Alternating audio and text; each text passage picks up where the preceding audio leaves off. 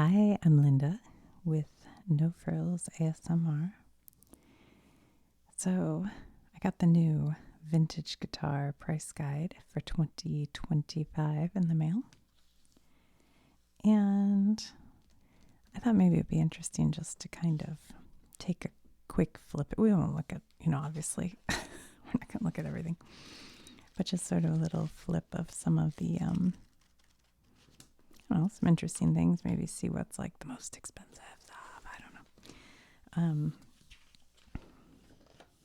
So actually there was a part at the beginning when I flipped it open. Where's this place? In Chicago. That I was going to show you. I thought it was kind of cool. Tunerette, the most rock and roll tuner ever. Oh, look, it's a tuner, and the box is made to look like a Lucky Strike box, and the tuner is made to look like a cigarette.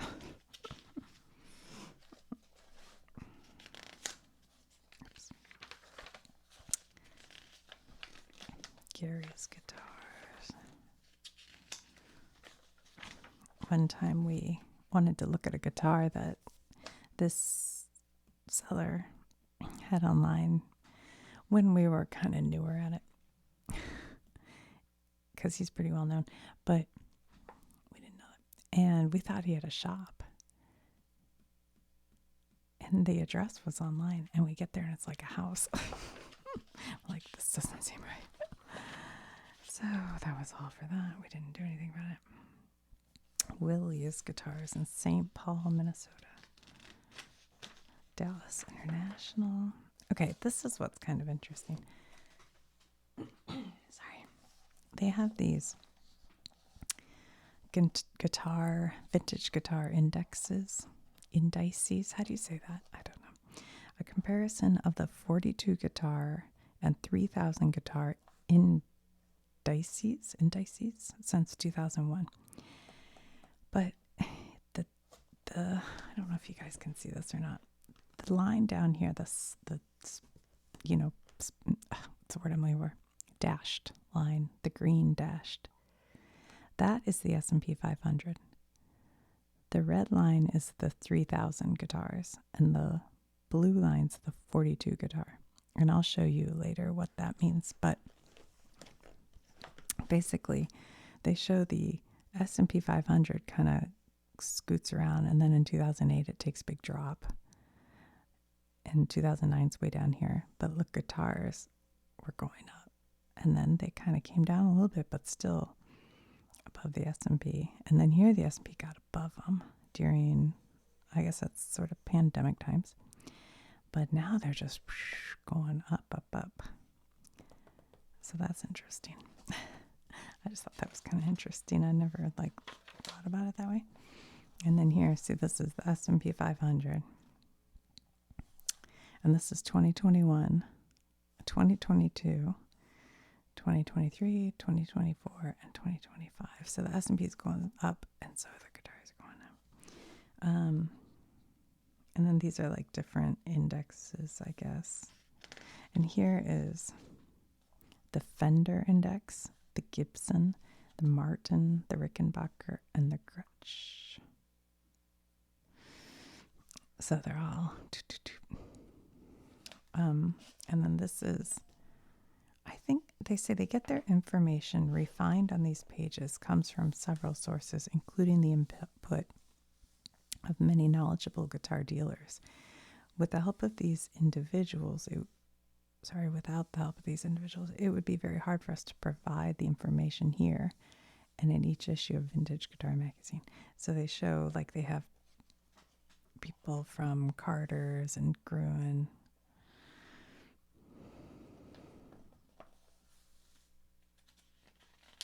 I'm looking to see which ones I've been to. Nashville, I went to a few of these. Garrett, that's in Annapolis, Maryland, I think. Yeah. Bizarre guitars. All right, so here. Oh, wait. What's the difference here? Big Five band appreciation. Appreciation of selected flying Vs and Explorers. Oh, look, this one took a big. Which one is that? Oh, gosh. This is one of these where the colors are too similar. But I think it's the 66 Gibson Flying V. Look. It like took off. Okay. Appreciation of popular Gibson and Martin flat tops. So the 1943 Gibson Southerner Jumbo does pretty well. Rumble seat up in there too. That's in Nashville.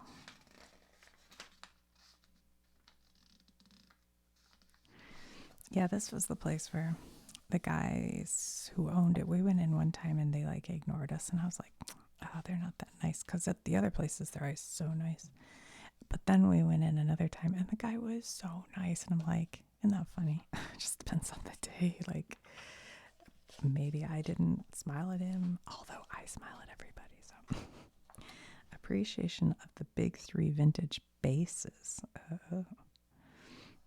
It's like everything guitar has gone up according to this book, like big time. Big, big, big. Vintage amp appreciation. Whoa. The Mesa Boogie Index. I don't know what these mean. Okay.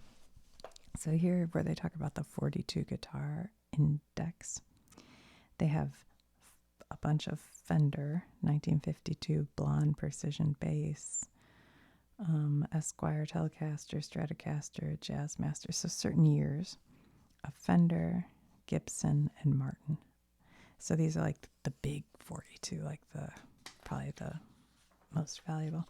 And then the 3000 guitar has Fenders, Gibsons, Gibson Acoustics, Gretsch Electrics, Gretsch Acoustic, which they only won the Rancher 54, Martin, Rickenbackers, and select others.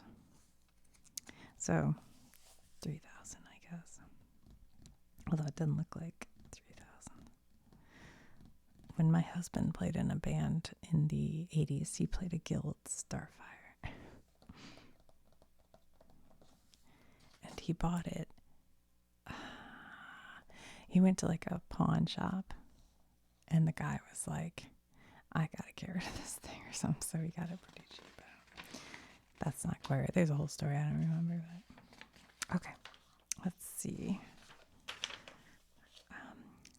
17th Street guitars. Look, I mean, these are all like very small makers, I guess.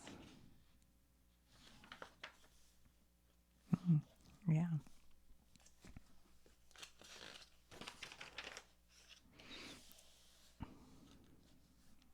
These are BC Rich. BC Rich is like these with the kind of like, I don't know what you call it, like sharper, like flame almost. Like that, like hair bands would play. Or like heavy metal kind of stuff. Let's see, what did they go? Wow. 1980. Let's see what the most valuable. 80 to 88 Seagull double neck. Double neck. Oh, 16,000. They don't show a double neck there. What's that? A 1967 Baldwin. Huh. I don't know that one. Built Brawley. Let's just skip ahead a little bit and see. Look, that looks like, I guess not. It makes me think of Eddie Van Halen's, but that's not quite it, is it? Electra. There's a late 30s D'Angelico. Sorry, Sam. What does that go for? Ooh, 40,000. There's a heavy metal type guitar. Look at that one. Look at the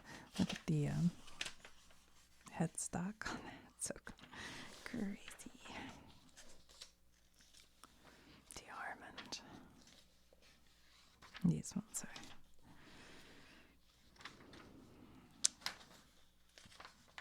I can't think of the word right off the top of my head. The steel thing.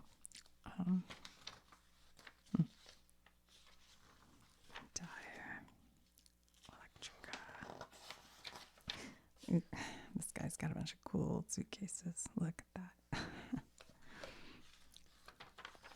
Look, I'm looking at the backgrounds. Same person owns both of these. Or it's the same shop or something.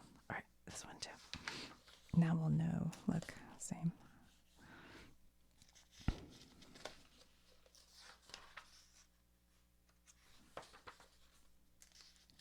Firebird.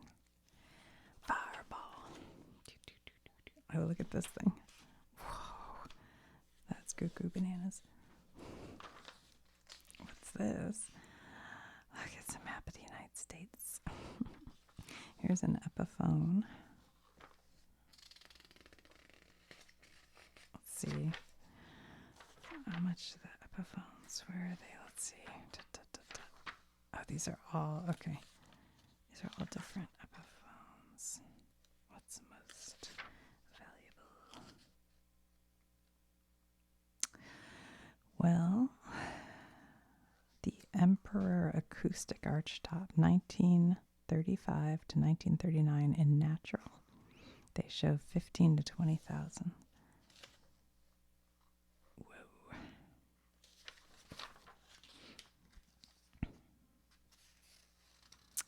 And well, the casino, known as Keith Richards Model 13.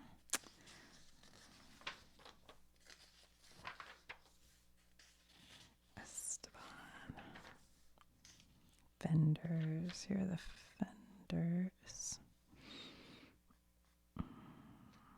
All right. You guys try to guess at the most expensive one. We'll look through all the fenders and see. Let's see. We have the Broadcaster, mid-1950s, early 51. For a short time in early 51, before being renamed the Telecaster, models had no Broadcaster decal. These are called no-casters by collectors. A 1950 blonde no-caster, $150,000 to $250,000. Wow! Do you think that's the most valuable Fender, or will there be a more valuable one? We will soon find out. Nope. Nope. But this one is a Esquire, 1950-51 blonde Esquire, 55 to 70. Oh, baby. This one's sparkle. Let's see, any of these ones? Nope. Nope. Nope.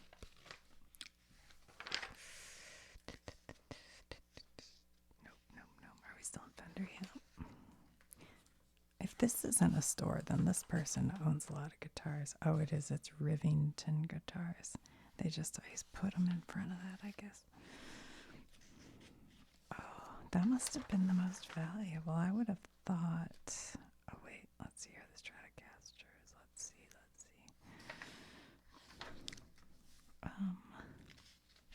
Oh, here we go. 1954. Very first 54 with rare features. Is it very first, like there's one of a kind?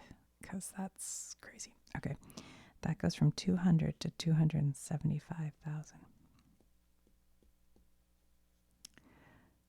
Yeah, that's probably the most valuable, right? Let's see. Ooh, here's one for 150. The blonde nickel, 1957. The gold, 1956, goes for 165. See any more though than that one.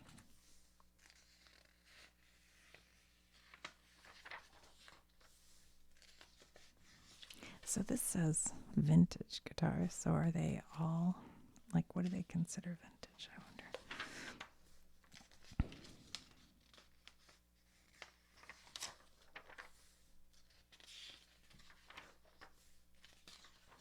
All right, we'll just skip a little. I think these ones are a little bit newer, and there's going to be a lot of them.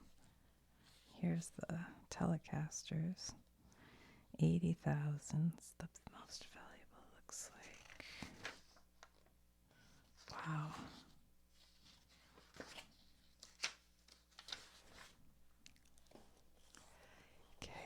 Gibsons. Fenders go on for days.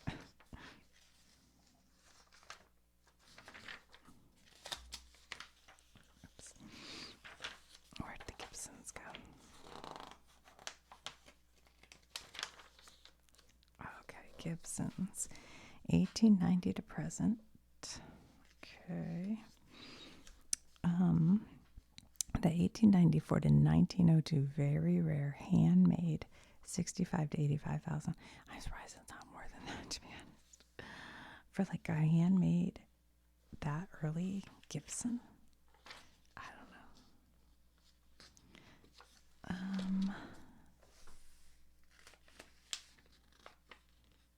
know. What were we at? 84. Let's see what's the most valuable Gibson. 50. Oh, here's one. A custom order, 1958 to 61. Double cut, double neck with 112 and 1/6 string. Thin line hollow body until late 62. SG style solid body, 62 on. $175,000. SG Spanish guitar. That's what one of my listeners, Bob, he likes Gibson SGs, I think, if I'm remembering correctly.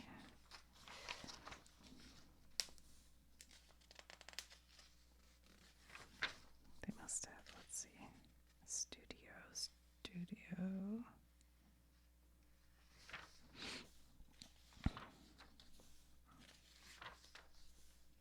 It's a Flying V. Look, 750,000 for 1958-59 Flying V. Like, I remember when I first found out they were made that early. I thought they started making those in when I was young, like in the 80s or something. I was like, wow, that's so crazy.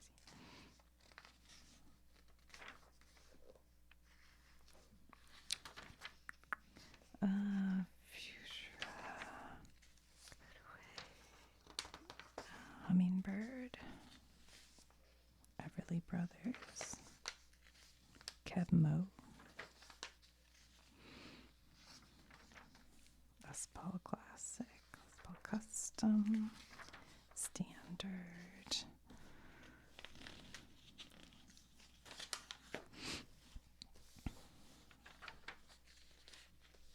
Les Paul Gold Top. I bet that's cool looking. Les Paul Special. Holy smokes. It's a lot of Les Paul's Kalamazoo model.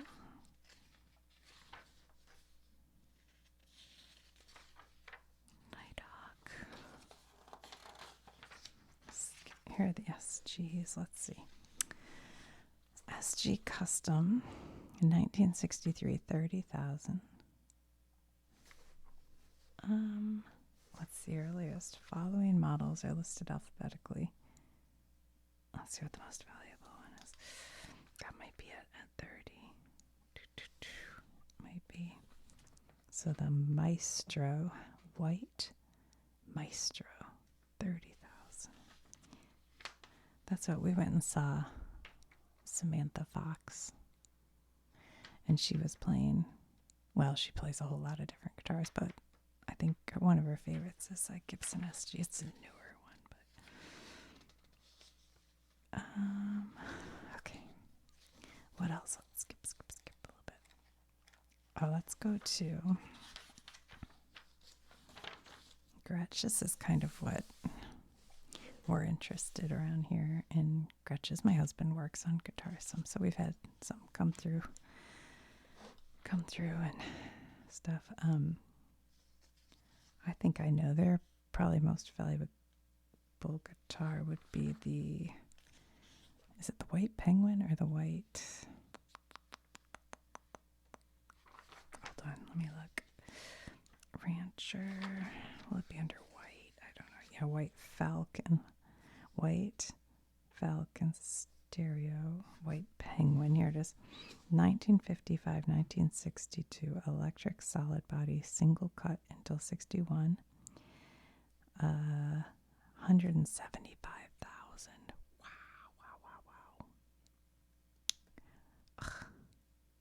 penguin. And then white falcon, 60. Town and country.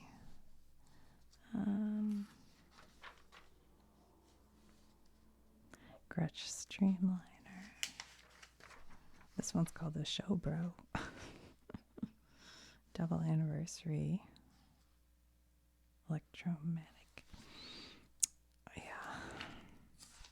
Guild. Let's see how much the Guild Starfire is worth. That my husband used to play. He had a red. I think it's a Starfire 4. I think that's what he had from the 60s. $4,000. Not bad.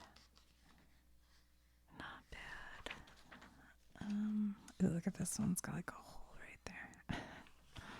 That's a Guild X100 Blade Runner. Jackson Kalamazoo. That looks like a lot of acoustic, maybe. Martin. You remember the Quentin Tarantino movie? Not The Good, the Bad, the Ugly. The other one. It's great. The Hateful Eight. And they borrowed a Martin guitar, a real one, and then they had an exact replica. Such an exact replica that, what's his name, Kurt Russell, didn't realize he was holding the real one when he smashed it. But Jennifer Jason Leigh knew he had the real one, and so her look on her face is like, oh no. And he smashed it to bits. I mean, insurance covered it, but they're one of a kind. I mean, you can't replace it. So, like, the money doesn't really replace it. So Martin quit. I think they quit loaning them out. Because why do you need the original? Like, nobody's going to watch the movie and go, oh, that's not the real guitar. That's stupid. I don't know. Let's see. I think it was like, I don't know, inexpensive one. I think it was kind of like more like priceless because it was so rare.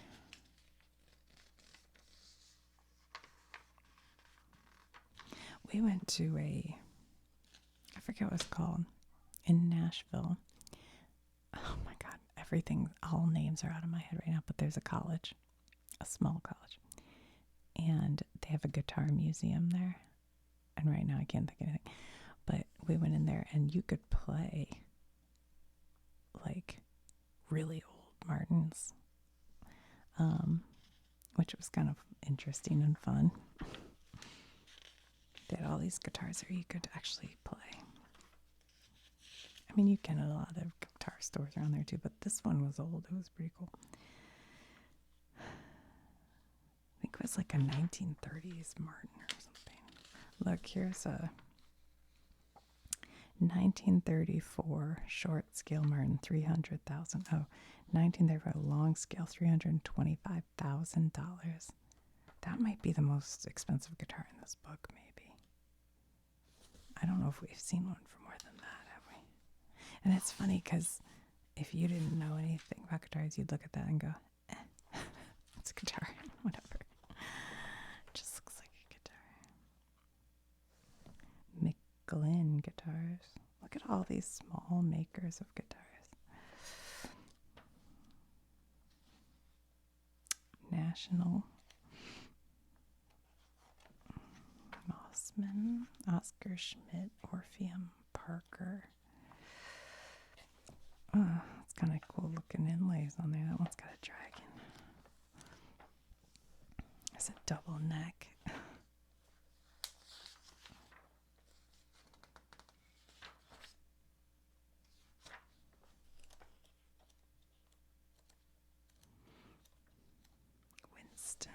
And then it goes into basses, and then all the amps.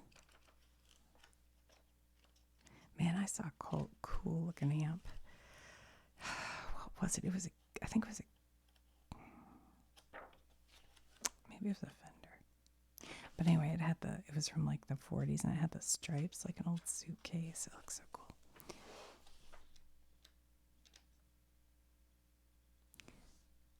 Retro King. Amps and then effects, and they have all the different effects.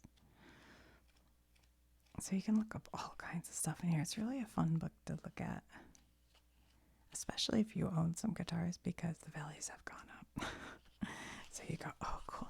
Oh, look, this is mandolins. When we were in Nashville, if you go there, go to the, I think it's Gruen Guitar. They have these old mandolins, like really old and cool mandolins there. Some of them are behind glass, but some of them I think are out. But boy, some of those were worth a lot of money. Like over $100,000, I think. Look at that one. How crazy. That's funky. And what else is in here? Oh, banjos.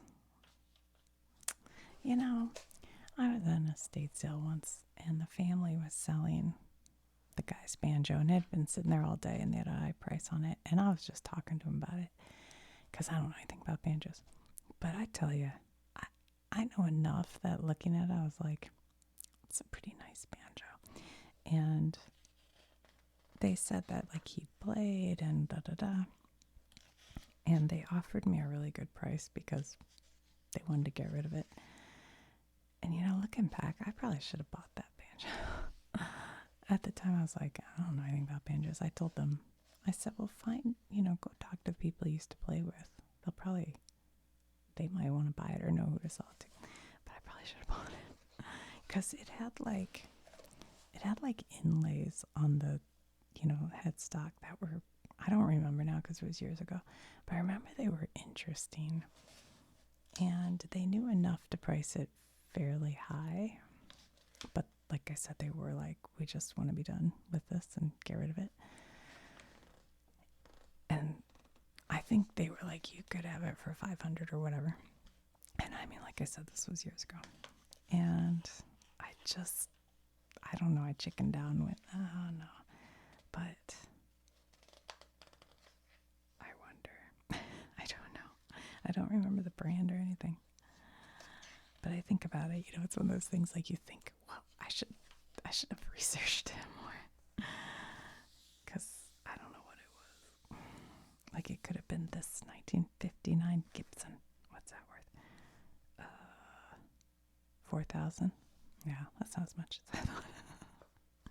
This one, $12,000. Could have been that. Yeah, I don't know. And then at the end, they have dealer directory. In England, they have amphaholics.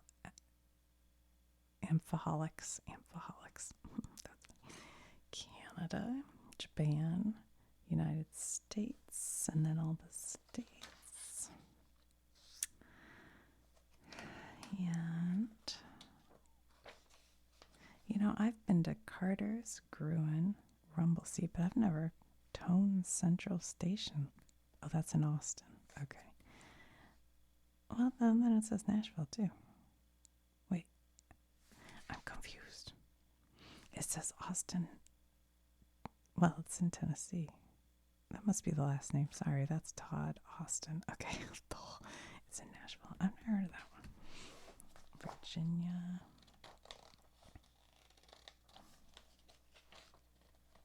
Killer vintage. Manufacturers. So anyway, that's it. Kind of fun to look at. From the publishers of Vintage Guitar Magazine, the ultimate source for value since 1989.